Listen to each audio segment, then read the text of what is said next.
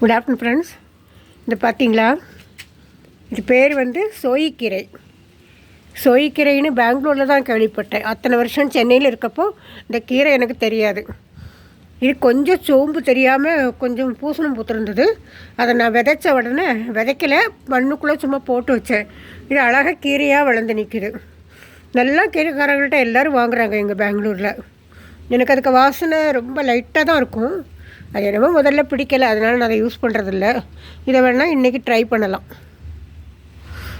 கீரைக்காரர்கிட்ட வாங்கின பசலிக்கீரை நல்லா பெருசாக வந்து அதுக்கப்புறம் போய் மறுபடி வருது. இதில் நிறைய பழம் இருக்குது. இதை விதைச்சாலே வரும். கொடிப்பசலி. இது பிரண்டைன்னு சொல்கிறாங்கல்ல, அது ரொம்ப நல்லதான் எலும்புக்கு அப்படி இப்படின்னு. எனக்கு அது பயம். ஒரு நாள் ட்ரை பண்ணேன், கையெல்லாம் கூட ஒரே வலி அரிப்பு மாதிரி வந்துருச்சு அது செய்கிறதுக்குள்ளே. ஆனால் இன்றைக்கி யாரோ கொடுத்தாங்க, ஸோ நட்டு வச்சுருக்கேன். அது பாட்டுக்கு வருது.